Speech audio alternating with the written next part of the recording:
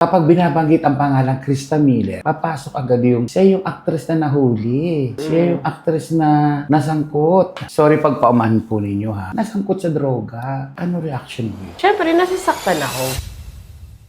Ano ba naman to? Hindi pa rin sila nakakalimot. Kung sila, hindi pa sila makabangon dun sa sitwasyon ko dati, sa nangyari sa akin dati, ako ayoko nang balikan.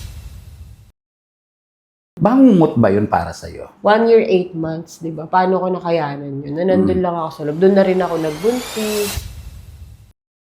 Matigas ba talaga ulo mo? As in, talagang di ako nakikinig. Kasi katwira ko nun, hulita ako eh.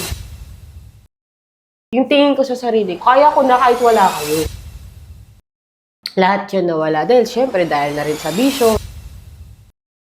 Ito yung intriga. Ikaw daw ang dahilan ng hiwalayan noon ni Sunshine Cruz at Cesar Montano. Tungkol din sa tanong kasi na yan, ayoko na kasi siya talagang ungkatin pa ng ungkatin. Kasi may kanya-kanyang buhay ni. Wala eh, ganyan kayo talaga eh. Ang dami ko na naging boyfriend after nun. Bakit nandun pa rin kayo? Seeking of love ka eh, di ba? Naghahanap ka ng makakasama mo, meron kang masasandalan, pagpagod ka na, pwede ka magpahinga kasi may kasama ka.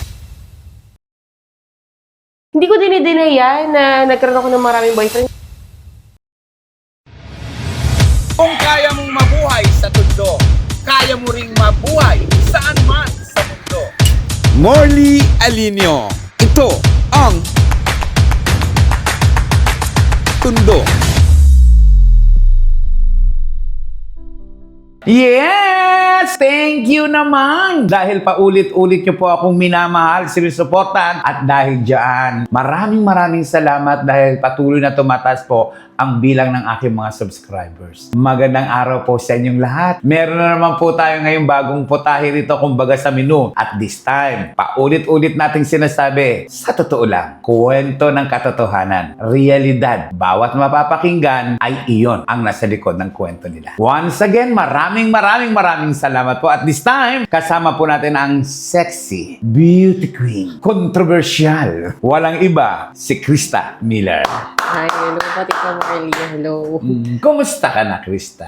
Okay naman po, masaya naman. Lumalaban pa din sa buhay, pero masaya pa. Paano ba ang paglaban sa buhay? Nasanay na lang na pag may dumarating na pagsubok, wala ka namang magagawa kundi labanan ng labanan eh. Kasi pag inatrasan mo, ganun din, nandyan pa rin yan. Diretsahin na natin. Agad-agaran ng diretsahan. Marami kang pagsubok na pinagdaan. Minsan isang panahon, bumalaga ang kanyang pangalan sa lahat ng mga dyaryo, telebisyon, at kung saan-saan pa. Ito ay may kaugnayan sa isang problemang kinaharap mo noon. Kumusta ka na ngayon matapos ang issue na nagpabigat sa puso mo na iniyakan? Sa sobrang bigat ng mga pinagdaanan ko po before, ngayon lahat ng mga ginagawa ko sa buhay ko nga, tulad nung sabi ko sa interview ko dati, na lahat ng desisyon pinag-iisipan ko ng maigi. Alam ko na makakasama sa akin, makakaapekto sa akin. Iniiwasan ko yung mga ganong bagay. Kasi hindi na lang ako to eh, mga anak ko kasama. Nagkaroon ka ba ng pagkukulang at this time ba dumating sa iyo ang realization na sinabi mong sana hindi ko ginawa? Masyado kasi akong nagpadala sa kung anong meron ako dati. Kasi pera, kasikatan, kasi talagang sunod-sunod yung project ko nun eh. Tapos, madami din akong kaibigan kasi madami akong pera eh. Alam naman din natin, realidad lang na pag marami kang pera, pag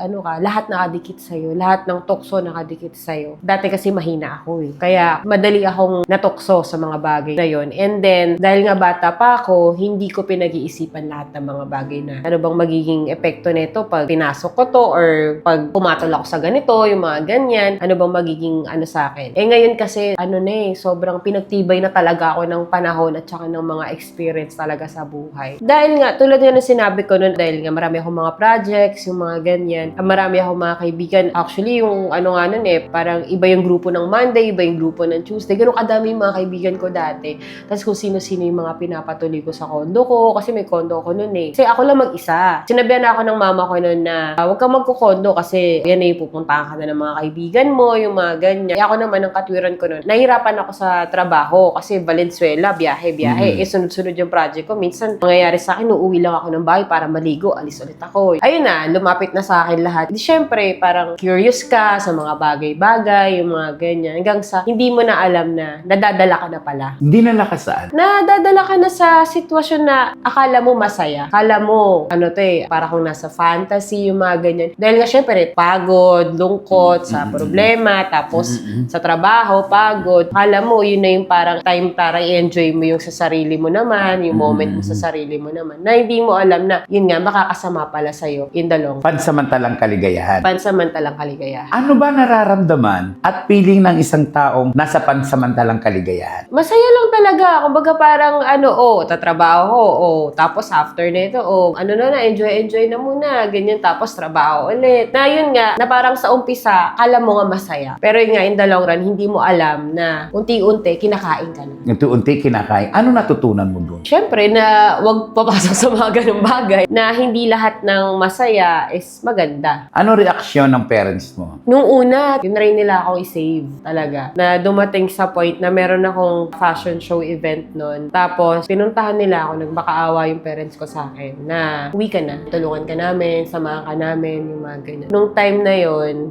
parang hindi niyo ako naiintindihan. Parang feeling ko, kalaban ko, pamilya ko. Ganun na yung parang tingin ko nun. Kasi nung time na yon, hindi na yung nabuntis ako sa una. Siyempre sa una, hindi nila tanggap. Na parang, ang ganda ng takbo ng karir mo. Bakit ka nagpabuntis? Bakit hindi mo inisip yung karir mo? Kasi ang ganda nga naman talaga ng karir ko nung time na yon. Tapos, parang pakiramdam ko, hindi nyo tanggap. Kaya ko to. Nagmalaki ka? Oo, kaya ko to bubuhayin ko to Nakatulong ba yung pagmamalaki mo sa magulang mo o ikinabagsak mo? Kinabagsak ko kasi ending sa kanila rin talaga ako humingi ng tulong. Diba? Na parang pumasok sa isip ko na kung hindi lang ako nagmatigas, okay sana Wala sana mga ganito nangyari, yung mga ganyan. Pero kasi dahil ma-pride ako, tapos yun nga, hindi pa tama yung mga decision ko sa buhay nun. Kaya ko to mag-isa. Hindi ko kayo kailangan, yung mga ganyan-ganyan. Tapos ayun, parang feeling ko nun, nang naging sandalan ko, mga kaibigan ko, na hindi naman pala nakakabuti sa akin. So, ang realization mo, dati ang feeling mo, kaaway mo yung mga magulang mo. Lagi silang against sa mga ginagawa ko na kung saan ako masaya. Kasi masaya ako dito tapos against kayo, yung mga ganyan-ganyan. Kaya ang dami rin talagang realization. Nang dumating yung punto na yun, na akala nga ng iba, hindi ka na makakalusot doon. Siyempre, matinding problema yung dumating sa'yo. Anong tulong ang ginawa ng parents mo noong mga panahong nasa loob ka? Nandoon ka, ano tawag sa lugar na yun? Bahay ni Kuya. Bahay. Basta yun na yun. Tama, kasi ganun din kami pag nagkukwentuhan kami ng mga friends ko. Yung mga sige. friends ko na talagang solid na. Pag syempre, pag minsan nababanggit yung ganun, may kirot eh. Gawin na lang nating bahay ni Kuya. Sige. Tapos yung mga kasama ko doon, mga housemates ko. Ano ang reaksyon ng mga parents mo? Makita ka nila sa bahay ni Kuya. Syempre masakit. Kahit naman kaninong magulang mangyari yun, masakit, diba? Pero lumaban pa rin talaga kami. Tinulungan nila ako financially, spiritually, lahat ng support talaga. Kahit nahihirapan na sila mag-alaga sa dalawang anak ko. Kasi minsan may time na kailangan dalhin sa ospital yung anak ko dahil namumutla, yung mga ganyan-ganyan. Ako wala akong magawa. Nasa loob ako ni Kuya eh. Parang ganun eh. Wala akong magawa. Sila yung nag-aalaga. Kumusta ka sa bahay ni Kuya? Una-una, maganda yung lugar naman doon. Di siya talaga yung ine-expect ng mga tao na pag ganito, magulo dyan, maganito. Maayos ako doon actually. And mababait din naman sa akin yung mga BGM. Tapos, andun lahat, napagtanto-tanto ko lahat. Kasi nandun yung laging may Bible study talaga. Laging may ganun. So, lahat ng realization mo talaga. Kasi everyday, pag gising mo, unang makikita mo, mga parehas, ganyan. Tapos, nakaupo ka lang, iisip ka lang. Wala sana ako dito, kung nakinig ako sa magulang ko, kung hindi ako nagpadala sa mga feeling ko na happy moment. Ilang buwan, taon ba ang inilagi mo sa bahay ni Kuya? 1 year, 8 months. Bangungot ba yun para sa'yo? Yung totoo, bangungot. Kasi, syempre, yung bawat araw, imagine mo sa isang araw, 24 hours, di ba? 1 year, 8 months, di ba? Paano ko nakayanan yun? Nandun lang ako sa loob. Doon na rin ako nagbuntis. Tapos, yun nga, nung papanganak ko na yung pangalawa ko, hindi ako nilabas ng jail bago. Kasi nilabas na lang nila ako nung lalabas na yung anak ko. Hindi yung magle-labor ka sa ospital, hindi. Gaano kahirap yon na nandoon ka sa loob ng bahay ni Kuya na pregi ka, na manganganak ka? Paanong sitwasyon? Kasi everyday ako binibisita ng father ko eh. Lagi akong dinadalan ng ng mga pagkain. Kung ano yung nire-request kong pagkain, dinadala ng papa ko. Tapos, kompleto ako sa gamot. Tapos, alaga naman din ako doon. Hindi naman yung talagang papahirapan ka, yung mga ganyan. Kasi syempre, buntis ka di ba? Hindi naman sila ganun masama doon. Ano lang, syempre, pag kailangan mong maglakad, yun lang yung iikutan mo talaga. Talagang na-stretch yung mga paa mo. Pag upo ka lang ulit, higa ka lang ulit. Kaya, sobra rin talaga yung tinaba ko dun. So, ibig sabihin, yung second baby mo, mula sa bahay ni Kuya ginawa talaga. Bago ako pumasok doon, buntis na ako. Paano gagawin doon sa loob? Malay mo, pwede naman yun. Yung may Hindi. dumadalaw. Ay, wala. Wala. Magulang ko lang talaga. Buntis na ako noon. Tapos doon na siya lumaki yung tiyan ko. Tapos doon na rin nailabas. Ilang months kang buntis nung pumasok ka? Parang 3 months ata. Ano reaksyon nung tatay ng second baby mo after nung mangyari yun? Yung tatay niya. Hindi ko kasi siya nakakausap talaga na noon bago pa ako makuha. Hindi ko na talaga siya nakakausap. Tapos, wala na rin talaga akong pakialam kasi sa kanya. Ano to, nagpabuntis ka lang sa kanya? Yun talaga, bangungot din talaga yun. Yun talaga masasabi kong bangungot. Binuntis ka lang niya, ganon. Bangungot talaga lahat. So, ayun. Hindi ka niya pinuntahan sa ospital, wala lahat, everything. Dumalaw siya isang beses. Doon sa loob. Ah, dumalaw siya sa Dumalaw bahay ni siya Kuya. Tapos, wala, isang beses lang. Hindi na naulit. Krista, kasi yung kuwento mo, bali-baligtad naman ng mundo, naka-record na yon. Hindi na mawawala sa isipan ng mga tao. Kapag binabanggit ang pangalang Krista Miller, papasok agad yung, siya yung actress na nahuli. Siya yung actress na nasangkot. Sorry pag paumahin po ninyo ha. Nasangkot sa droga. Ano reaction mo yun? Pag na kino-comment kasi yun ng mga tao sa akin, syempre, nasasaktan ako. Na parang, ganun talaga yung mga tao, no? Na kahit anong kabutihan na yung nangyayari sa buhay mo ngayon, na kahit anong ganda na nangyayari sa buhay mo ngayon, dun pa rin talaga sila sa nakatutok sa pangit na nangyari sa buhay mo. Pero, syempre, kailangan, kung magpapa-apekto ako palagi sa mga sinasabi nila, ako nakamove on na ako Ang ganda na nga nangyari sa akin. Ang dami ko na rin mas pinagdaanan na maganda, pero hindi nyo yun nakikita. Okay lang, diba? Oo, maano ako na ano ba naman to, hindi pa rin sila nakakalimot. Pero, kung ako, dadaling ko ulit yung sarili ko sa sitwasyon ko noon, na ayoko nang balikan, ayoko nang maramdaman ulit yung bigat, kasi sobrang hirap talaga ng mga pinagdaanan ko. Kung babalik ko ulit yung sarili ko doon, edi ako lang din nagpatalo, diba? Kaya, kung sila, hindi pa sila makabangon dun sa sitwasyon ko dati, sa nangyari sa akin dati, ako ayoko nang balikan. Kaya hanggat maaari, ayoko na nabobrought up, ayoko na rin na, di ba, siya yung ganito, ganyan. Pero sila na yun di ba? Wala nang maibabago dun Basta ako, eto na lang ako, lagi na lang ako nag-aan. Siyempre na kasi yung mga anak ko kasi, lumalaki na, di ba? Na ayoko na pagdating ng araw na talagang malaki na sila at may isip na sila, tapos mga lalaki pa, di ba? Ayoko dumating sa point na biglang may magbanggit sa kanila, baka anong magawa ng mga anak ko, di ba? Pero syempre, papalakihin ko yung mga anak ko na papaunawa ko sa kanila lahat ng mga nangyari sa akin. Para dumating man yung panahon na ganun, mangyayari na yon, alam nila kung paano nila i-handle. Kasi hindi mo mawawala yan, hindi na mabubura yan Nakalagay na yan doon. Kaya nga. Kapag nag-iisa ka ba, pumapasok sa isipan mo yung pangyayari? Minsan oo, hindi may iwasan na minsan nangyari sa akin to, yung mga ganun. Pero sobrang thankful na lang din talaga ako na ito na yung nangyayari sa akin ngayon. At kung hindi yung nangyari na yan sa bahay ni Kuya, hindi ka ngayon kasintatag. Sobra. Kasi lahat ng mga pinagdadaanan natin sa buhay natin, lahat naman yan may dahilan Tinanong ako ni Lord na, wala, mahilig ka pa rin talaga sumama kung kani-kanino, yung mga ganyan-ganyan, tapikin kita, yung mga ganyan. Pati yung magulang mo, hindi mo na sinusunod, ito gagawin ko sa'yo. Pero, alam mo yun, yung nangyari sa akin na yun, sobrang, talaga, untog talaga sa akin. Matigas ba talaga ulo mo? Dati, oo. As in, talagang hindi ako nakikinig. Kasi katwira ako nun, nakikita ako Diba? Which is yun yung dapat matutunan ng mga ibang, lalo na yung mga baguhang artista ngayon, na parang pakiramdam kasi nila pag kumikita na sila sa sarili nila, kaya na nila. Which is ganun yung naramdaman ko dati. Bilang kumikita ko, abot ako yung magulang ko, bibigyan ko sila ng gusto nila. Pero yung tingin ko sa sarili, kaya ko na kahit wala kayo. Parang ganun. Naging mayabang ako dati na mali, sobrang mali. Baka kailangan maging mabuti ka sa magulang mo kasi kung ano man yung mga magiging magandang mangyayari sa buhay mo dahil yun sa pagmamahal mo sa magulang. Bago pumasok si Krista sa bahay ni Kuya, marami siyang pera, marami siyang kaibigan. Pero pagkatapos ng 1.5 taon, sa loob ng bahay ni Kuya, lumabas siyang walang-wala. Ikwento mo naman sa amin kung paano ka muling kinausap, muling nakipagtungo, nakipagkaibigan sa'yo, yung mga friends mo. Yung mga kaibigan ko na lang talaga, yung kaibigan ko nung dati, yung mga elementary. Hindi na yung mga kaibigan ko sa showbiz. Nawala din eh. Kasi wala rin naman sila nung time na lubog ako eh. Wala sila lahat nun. At oo, wala ako nun. Walang-wala ako nun nung time na lumabas na ako nun na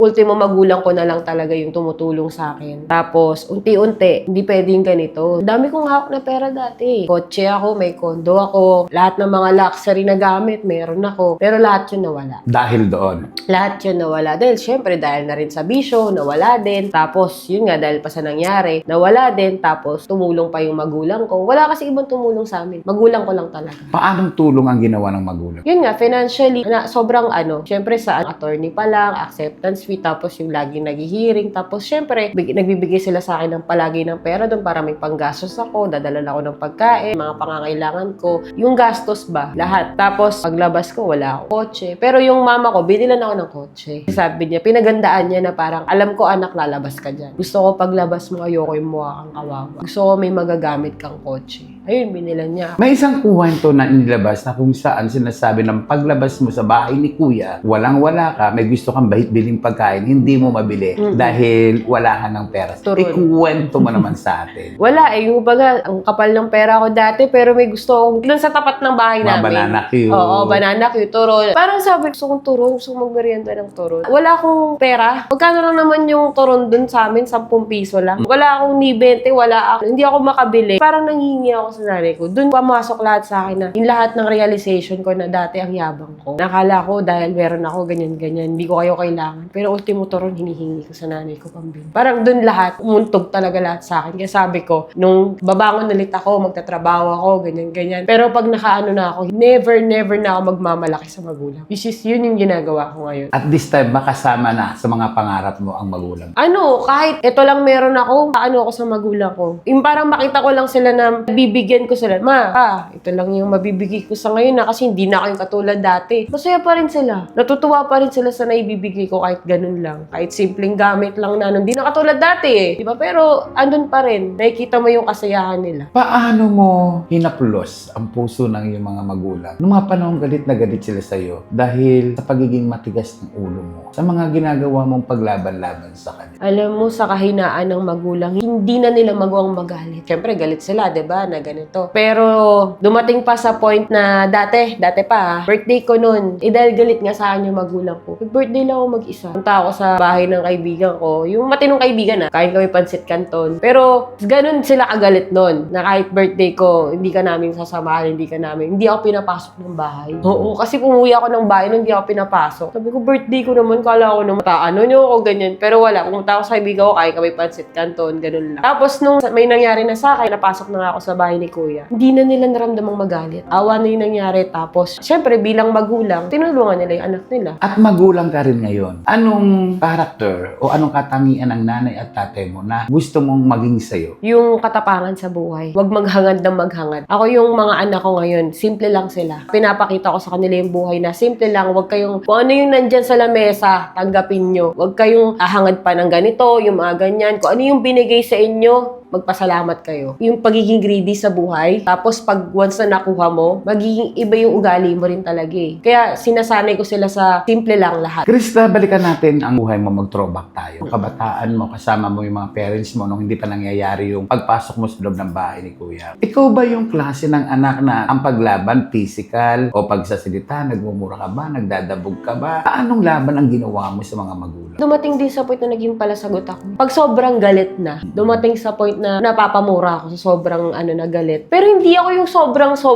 talaga. Minsan ginagawa ko na lang, umaalis na lang ako. Pero andun yung talagang napagtataas ako ng boses yung magulang ko. Nagrebelde ka? Hindi naman rebelde yung nangyari din talaga actually sa akin. Kasi pag nagrebelde ka, para sa akin kasi pag nagrebelde ka, may pangit na nangyayari sa bahay niyo eh. Ako lang talaga tong masyado nagpasilaw sa kung ano mga meron. Ikaw lang ang may pagkukulang. Ako lang din talaga. Kasi nung time na nagsisimula pa lang po talaga ako noon, kaya yung nag-extra pa lang ako, nung nag-beauty queen pa lang ako, lahat ng suporta ng magulang ko na. Mama ko, sinasamahan ako palagi sa mga pageant ko, sa mga taping ko, kahit 500 lang yan, extra ako. Samahan ako niyan, puyat yan. Tapos, yung papa ko naman, pag nasa pageant ako, pagdating sa Q&A, nire-review, kasi yung papa ko magaling mag-English eh. Nire-review niya ako palagi. Ito yung tamang sagot, ito mali yung English mo na, kaya mga ganyan. Hindi sila nagkulang sa suporta. Diretsang tanong, noong mga panahong nag-aartista ka na, pinag-uusapan ka na sa showbiz, may pelikula ka na, beauty queen ka na, naging mayabang ka ba? Para sa akin, oo. Naging mayabang ako, lalo ngayon sa magulang ko nga, na ganun. Kaya ko kasi may dalawa-dalawa kotse ko nun eh, di ba? So, yun nga, tapos may condo pa nga ako, tapos makikita ko yung savings ko sa bangko. Eto, parang nakaya ko, ako lang. Hindi ko pumasok sa isip ko na hindi ko naman talaga nakaya ito nung ako lang eh. Di ba? Nandyan kayo eh, sinusuportahan nyo. At hindi ako mapupunta rito kung hindi nyo ako sinusuportahan. Kasi kaya, syempre, pupunta ka sa taping, wala ka namang pamasahe. Sino magbabayad? Magulang mo. Bibili ka ng damit, wala ka namang pambiling damit kasi kailangan sa taping. Sino bibili? Magulang mo. Diba? Hindi ko naisip lahat yun. Doon na ako nag-focus sa pumapasok na pera sa akin. Pumasok din ba sa isipan mo na magpasalamat sa Diyos sa mga panahong ang dami mong pera, beauty queen ka, at sunod-sunod ang mga pelikula mo? Nakalimot ka rin ba? Nagpasalamat din naman ako sa Panginoon nun. Hindi naman ako ganun kasama talaga. Nagpasalamat naman ako sa Kanya na nakukuha ko lahat ng mga to. Kaso nga lang, syempre, nagpasalamat ka, pero hindi ko na dala lahat ng maayos. Masyado talaga ako nagpasilaw. Ganun yung nangyari. Sa pagpasok mo kasi sa showbiz, Krista, pumutok agad ang pangalan mo eh. Ang bilis. Krista. Pero wala pang Miller noon. Yung Krista, ano pa lang yon, may sitcom na ako, may indie film na ako, pero hindi pa ako ganun ka, ano talaga. Pero nung nag-boom talaga, Krista Miller talaga. Krista Miller ka Yun na. yung Pero yung ang unang first ginamit issue mo, sa- Krista pa lang. Krista pa lang, pero ano pa lang ako nun, yung hindi pa talaga. Nagsisimula pa lang. Nagsisimula pa lang. Nung ikaw ay Krista Miller na, hindi ka pa rin nilubayan ng intriga. Ito yung intriga. Sorry po ha, ipinakiusap po sa akin ito ni Krista na wag ko raw babanggitin ng pangalan dahil sa kung anong dahilan siya rin po ang nakakalam. Pero ipagpatawad mo, Ken. Ikaw daw ang dahilan ng hiwalayan noon ni Sunshine Cruz at Cesar Montano. For the first time, pakisagot mo ito, pakilinaw mo ito dahil masyadong nagamit ang pangalan. Tungkol din sa tanong kasi na yan, ayoko na kasi siya talagang ungkatin pa ng ungkatin. Kasi may kanya-kanyang buhay ni. May kinakasama na rin to si Sunshine, and then meron na rin kinakasama din si Buboy, di ba? Kumbaga may kanya-kanya ng buhay ba na nagpapasaya din sa kanila ngayon. So ayoko na siyang ungkatin kasi ayoko na baka may masabi ako tapos mag-connect na naman sa kanila. Ayoko nang i-connect pa. Layo natin si Sunshine at si Buboy. Pag may mga ganong sitwasyon sa buhay mo, problemado ka, maraming akusasyon ang ginagawa. Anong ginagawa mo? Dead man na lang. Kasi talagang nandun pa rin na ko yung ex ni ganito, ganyan. Inaayahan ko na lang talaga. Kasi yun nga, tulad nga po ng sinabi ko kanina, kung nandyan pa rin kayo dun sa nakaraan, wala ganyan kayo talaga eh. Ako kasi, dami ko na naging boyfriend after nun. Bakit nandun pa rin kayo? Nabuntis na ako lahat. Nagkaanak na ako, nandun pa rin kayo.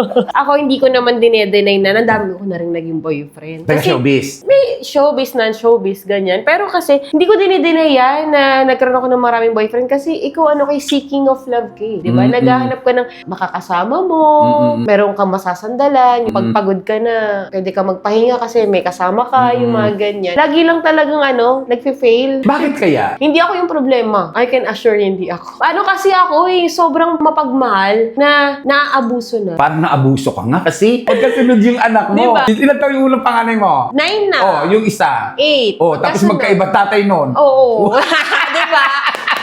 Pero kayo hindi na masusundan. Masundan man, gusto ko kasal na. Ay, papakasal ka? Oo, gusto ko makasal. Ayokong magbuntis na naman tapos Sa pangatlo. makasal. Hindi na iba-iba. Tatlo na yan. Oy, ano to?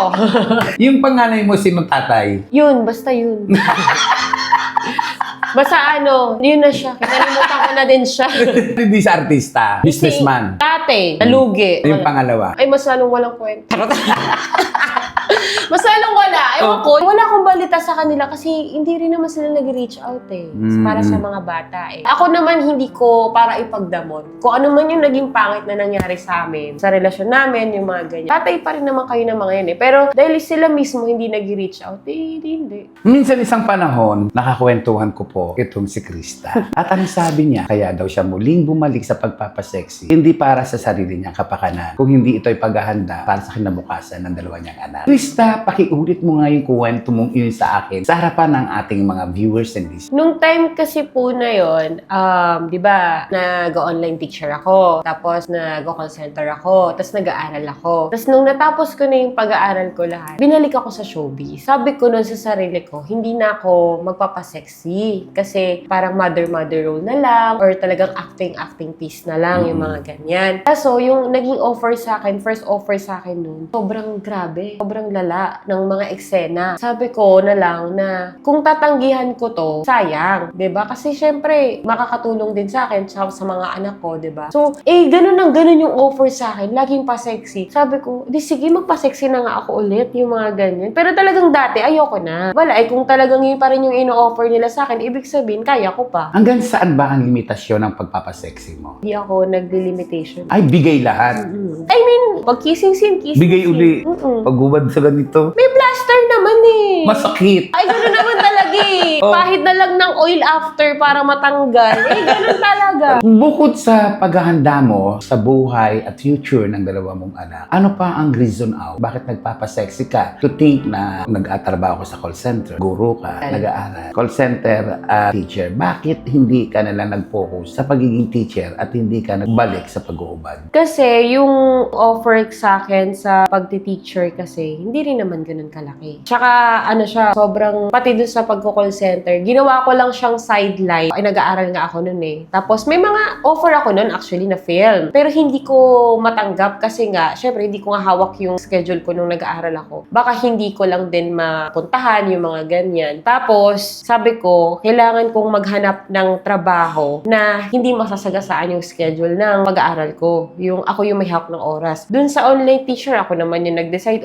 sa ganitong oras lang ako pwede magtrabaho. Pumapasok ako nun, di ba, ng mula umaga hanggang gabi. Minsan, ang nangyayari nun, online teacher ka din nun mula umaga hanggang gabi. Pinagsasabay ko lahat yun eh, nung time na yun. Tapos, yung schedule pa ng call center ko nun, madaling araw naman. Hindi na talaga ako natutulog. Sa totoo lang po, si Krista Miller, hindi po naman itinataas ko siya ng bongga. Pero ang mukha po siyang bata. Pero 56 years old ka na ba talaga? Hindi ako 56. Ano ba, pwede ba utang na loob? Uy, yun ang nakasulat sa Google. Yan yung sabi ng Google. 34 lang talaga. Hindi ka 56. Hindi ako 56. Promise. Promise, hindi. Tsaka yung itsura niya, 34 pa. Lang. So, i-clear mo ngayon yung ano. Sa mga nagko-comment dyan. Kasi yung iba sinasabi rin nila na hindi ka mukhang 56, para ka lang 20, yung mga ganyan. Alam mo yung, matutuwa ako dun sa para ka lang 20, hindi ka mukhang 56. Tapos may ganun lagi. Hindi ako 56, 34 lang po ako. Yung Google, mali yun. What more kung sabihin na, 56 ka na, naguhubad ka pa. Kaya mukha bang 56 to? Nakita nyo naman siguro sa Viva Max kung ano itsura ng katawan ko, kung mukha bang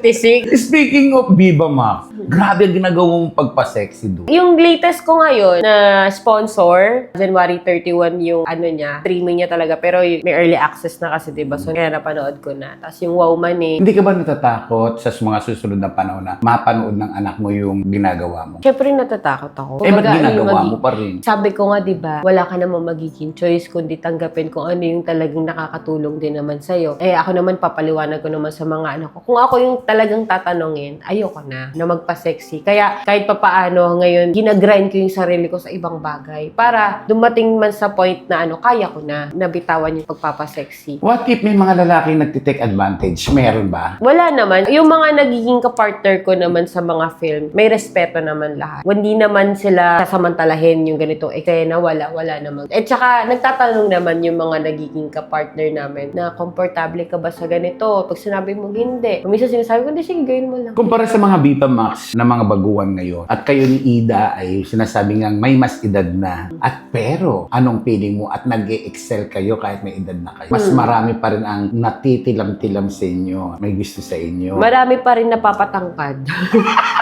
Marami pa rin nagko-comment, nagsasabi na napapatangkad mo pa rin kami hanggang ngayon, nauubos na yung tissue namin dito sa bahay, yung mga ganyan. Ibig sabihin, ano pa din? Paano pa kaya pag napanood na talaga nila ng lahat? 10 years from now, ano ang nakikita mo sa sarili? So, 34, 44 na ako nun, diba? Siguro, na ako nun? May partner na ako, na talagang kasama sa buhay. Out na rin ako sa sexy nun. Nag-acting pa rin, syempre. Pero yung mga role na talagang, acting piece na rin talaga. Kontrabida or nanay, nanay. Pero wala nang pa-sexy. Akala ko sasagutin mo. 10 years from now, kubadera pa. Bubadera pare. Pero kung wala talaga, charot. Hindi, charot lang. Hindi, ginugol ko na mga 5 years from now, okay na. Hindi ka na magpapasexy. Hindi na. Paano mo iniipon ng pera mo? Nag-iipon ka ba? Nung pagbalik mo dito sa pagpapasexy mo sa pelikula mo, nag-invest ka na ba? Paano mo hinahandle uli ang mga pera mo? Hindi sobrang daling mag-ipon kasi gastos ko pa lang sa bahay magkano na. Kasi nga syempre yung mga anak ko, tapos pagkain, grocery, tapos tuition fee, tapos pinapatutor ko pa yung mga anak ko. Sobrang kailangan lang talaga mag-grind ng mag-grind dahil yung gastos ko sa isang buwan, sobra. Hindi kakayanin kung aasa lang ako sa mga films. Kailangan din talaga mag-grind ako sa ibang bagay. So ngayon, naglalabas man ako ng pera, hindi na yung sa mga luho. Parang mag-ano lang ako pag kailangan talaga, yung mga ganyan. Paano kung nasa taping ka, nasa shooting ka, busy ka, paano yung mga anak mo? At ano muna ang pangalan nila? Parehas ko kinuha sa Bible, yung mga name nila. Chris Emmanuel yung panganay, tapos Chris Jeremiah naman yung bunso. Yung question ko na paano mo hinahandle ang schedule mo para sa mga anak mo at dito sa mga commitment mo sa showbiz? Sa bahay kasi, isang building kasi kami. Bahay namin yon. Doon sa floor ko, kandun yung kapatid ko. Na yung kapatid ko talaga, ano na siya sa mga anak ko talaga. Para nga sa kanya, hindi na siya para mag-asawa. Hindi na So siya, parang mga anak niya na. tinuturing niya ng mga anak yung pamangkin niya. So yung ginagawa ng tatay, yung pagdidisiplina sa mga anak, na pupunan ng kapatid ko. Kaya thankful din ako na nandyan yung kapatid ko kasi nagiging madisiplina yung mga anak. Krista, gaano ka katatag ngayon? Gaano ka katapang? Gaano ka solido ang power mo sa pagharap ng mga problema? Nasabi ko palagi sa sarili ko na matatag na ako. Pero deep inside, alam ko na nasasaktan pa rin ako. Sabi nga nila yung parang mind over matter, parang mga ganyan. Naisipin mo lagi, yun yung mangyayari. So, matatag ako. Pero alam ko sa sarili ko na nasasaktan na. Pero hindi, kaya ko to. Mga ganon. Ganon yung thinking ko palagi ngayon sa buhay. And pag may dumarating na pagsubok, alam ko na to, nangyari na to dati. Ganito lang gagawin ko, yung mga ganyan. Kaya ko to, matatag ako mga ganon. Ganon lang lagi. Pero may boyfriend ka? Meron po. Sino? Non-showbiz? Ano ba yun? Pinablik ko naman, Adrian. Adrian, ano? Oy, wag na yun lang. Basta Adrian lang. Ano trabaho ni Adrian? May stable siyang negosyo, tapos nag-grind pa rin siya. Ganun. Sayang di ko nga siya nasama to. Sana sinama mo. Yun na lang din, may kasama ko ngayon, pero hindi na para maulit yung mga dati. Buti di siya nagsiselo. Si Adrian sa mga pagpapasexy mo. So, Pinanonood niya ba yung mga pelikula mo? Pinanood namin nung kailan yung sponsor. Ayun, nakailang batok sa akin sa mga kada nagpapakiss ka pa, nagpakain ka pa. Nagpapakain ka ba? May eksena ako doon na gano'n. Siyempre, alam naman niya, trabaho lang naman. Wala naman siyang magagawa eh. Paano niya tinatanggap yung mga bata? Ay, siya, sobrang gusto siya ng mga bata. As in, talagang pag dumarating kami sa bahay, niyayakap siya, yung mga ganyan. Tapos minsan, nagsalita pa yung bunso ko na, Mami, mag-anak na kayo ni Kuya Adrian. Mag-marry na kayo. Sabi niya, mag-marry na kayo para pwede na kayong mag-anak. Para maging kuya na ako. Kasi siyempre, bunso siya, diba? Pero handa ka niyang pakasalan. Sinabi niya na sa'yo. Sinasabi niya Eh, na, ikaw? Ako, ready ako. O ba't di pa kayo magpakasal? Ready na pala sinasabi Pero sa'yo. kumaga na pag-uusapan naman namin. Ayun nga yung kasal. Tapos minsan nagbibiruan pa kami na gusto namin ng babae, pag nagka-baby, mga ganyan. Pero lahat kasi ngayon, lahat kailangan nasa tamang desisyon na. Wag na yung dahil masaya tayo ngayon, mag-aano tayo, wag muna. Kasi bago pa lang din naman kami, hindi pa naman kami ganun katagal. So, masaya kami sa ngayon. Paano kung sumunod na taon, yung mga away-away natin, ganyan-ganyan. Lahat pinag-iisipan na lang. Basta masaya lang ako na may kasama ako. Tamang desisyon, lahat pinag-iisipan at ayaw na rin balikan ni Krista Miller yung pangyayari sa kanyang buhay na bangungot, na punong-puno ng kalungkutan, na naghatid sa kanya ng kahirapan. Isang masayang Krista Miller. Nabanggit patuloy yung jowa din. Okay, go.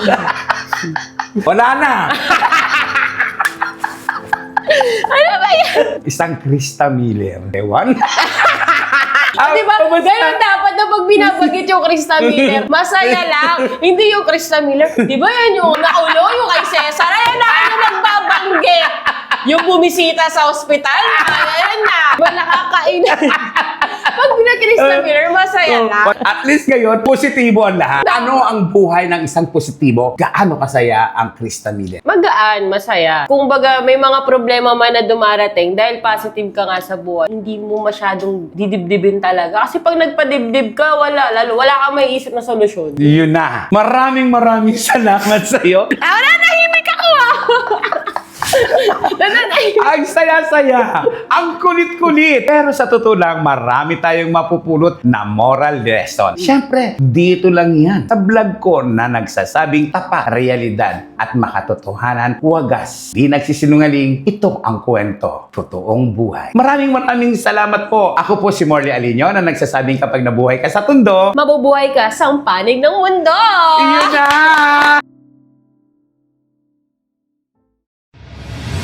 Kung kaya mong mabuhay sa tundo, kaya mo ring mabuhay saan man sa mundo. Morley Alinio. Ito ang